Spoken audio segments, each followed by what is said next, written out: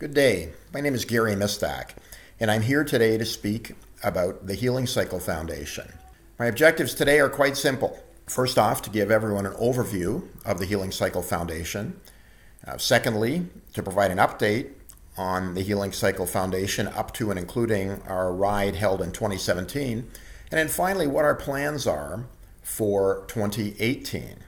The medium of email and the use of a webinar allows the volunteer board at the Healing Cycle Foundation to essentially get to a much broader audience than we'd be able to if we were to drive around the province and try to attend various meetings with the various hospice providers as well as the potential corporate donors and individual participants within our ride community. So I thank you for your time.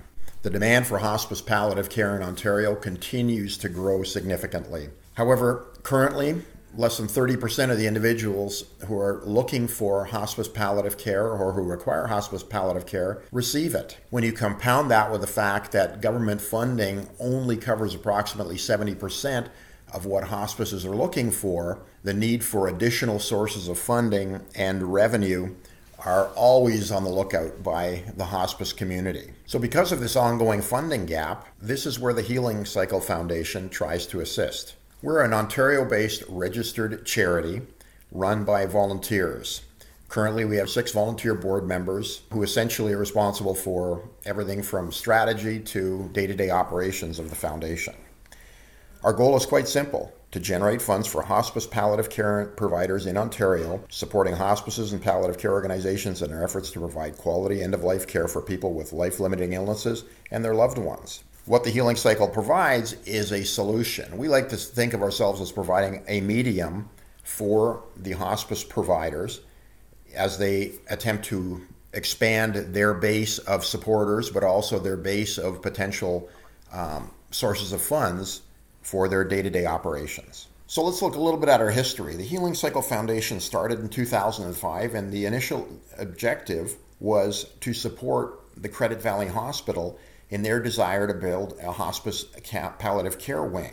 Over the course of 7 rides, the initial goal that was set was to help them raise $1 million for this wing, and that was met by the year 2011. However, at that time, a number of other hospices, through discussions with the founders, determined and asked if they would be able to participate with the Healing Cycle Foundation to help them raise funds for both their capital and day-to-day operating needs. So the decision was made to continue operating the Healing Cycle Foundation rides after that. So now if we look up to the year 2017, we've now chaired or sponsored a total of 13 bike rides and have raised a cumulative total of $2.7 million. So $1.7 million in addition to that initial $1 million pledge that was made for the Credit Valley Hospital. That incremental $1.7 million has gone to a variety, as you can see, over 40 hospice palliative care organizations across the province for their operating needs. So how does our annual ride work?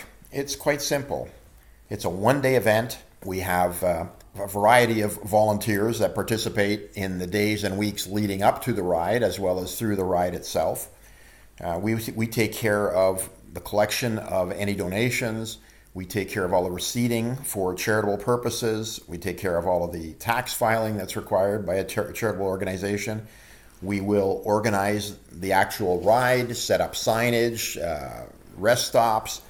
I can go on and on with all of the details. The ride essentially has a variety of distances starting from 10 kilometers for more kid-friendly or novice riders, through 25, 50, and up to 100 kilometers for those riders who are serious about their rides and want to get a challenge in addition to fundraising for the event.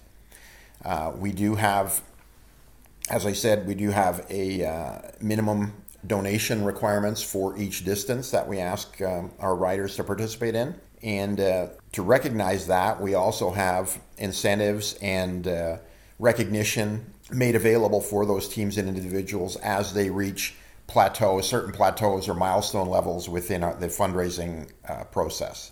What we ask of the hospices is really to just help us raise some funds, help basically encourage their greater community to either participate or to sponsor riders on a team, perhaps even put a team together, which is great, or even just to come out and help cheer on the riders during the course of the ride day. So what do we do with the donations that are received? The way we structure the ride is that 85% of the funds raised by each hospice team goes back directly to the hospice. The 15% remainder is what we use to essentially run the administrative costs associated with the ride. And unfortunately, there are costs, whether that is policing, whether that's the facilities rentals, whether that's providing refreshments, things like that through the course of the day. In years where we have a surplus, we have what's called the Healing Cycle Incentive Program. And we'll take those surplus funds and we will allocate those back to each participating hospice in the proportion of the funds that each hospice raised through their individual donations. The size of the incentive pool varies by year, and it's really determined annually, depending on the specific results of that year's ride. You'll see on the slide here an example on the right-hand side of how the incentive would work in very simple form. So assuming you're interested in participating, how do you register a hospice team? It's quite simple. Just go to the Healing Cycle website. You'll see that on this slide. And from there, just talk to your greater community, your staff, your volunteers, and let them know about the ride and invite them to support your hospice Healing Cycle team. If you're not a rider, or if there's people who want to participate but they aren't riders, we have what are known as sidekicks who can also raise funds and participate as team members, but they don't have to ride. At the end of the day, what we try to provide, as I said at the outset, is a straightforward medium, just another method to attempt to raise funds, create awareness for hospice palliative care, and have some fun, hopefully, during the course of the fundraising and the day of the ride itself. In addition to having hospice and corporate teams participate in the ride, we also have what are known as proxy peddlers. The reason we introduced proxy peddlers was really to assist those hospices that perhaps are geographically distant from the Greater Toronto area, and or don't have the riders or the people that would be interested in riding but would be interested in participating in the Healing Cycle ride. So what we'll simply do is, if you let us know, we will arrange to have usually a student or young adult who will ride on your behalf, and you'll be able to form a team, continue to fundraise, and all of the fundraising that your team raises will follow the same rules that I outlined on an earlier slide. This also allows students who candidly may not have the community that can help them fundraise as much to be able to participate and not have to worry about their personal minimum fundraising goals as well. So for the 2018 ride, and for those of you who are aware of the Healing Cycle, you'll know that the last few years we've been holding our ride in June. For 2018, we're planning the ride for Sunday, September 23rd. So save that date. We will provide details of the exact location, more details of the ride early in 2018. You'll see we have a few YouTube videos as well from some of our past events, whether they be ride, appreciation nights, our anniversary video. So various events that we hold, again, to celebrate the Healing Cycle Foundation and by extension the hospice palliative care community, and try to continue to create awareness in the community at large for hospice palliative care. For 2017, you'll see a list of our sponsors below. So one of the things I haven't spoken really about is the corporate community. So the board does try to take time and effort and continue to scour the corporate community in and around the Greater Toronto area and looking for sponsorship and support. Whether that support is in the way of financial support or whether that support is in the way of corporate teams, companies putting teams together and participating in the ride. All of the funds that they raise go into the ride pool as well. And if you think about it mathematically and go back to the comment I made earlier about the Healing Cycle Incentive Program, the more funds that we can raise from the corporate community, then candidly the more money ends up being available to go back to the hospice palliative care providers in the form of that Healing Cycle Incentive Program.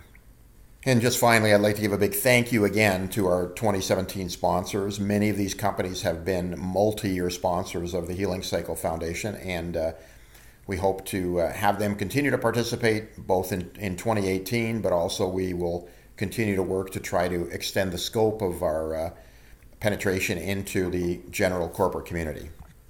And that brings us to our final slide. You'll see that the Healing Cycle is very involved in the social media network as far as our ability to continue to try to get the word out there, as it were. In addition, you'll also see, if you'd like to get a copy of our most recent fundraising report, please just drop an email to the email address noted on the slide. And finally, if you have any questions, comments about this presentation or about the Healing Cycle Foundation in general, please don't hesitate to reach out to us at the email address noted. Thank you very much for your time.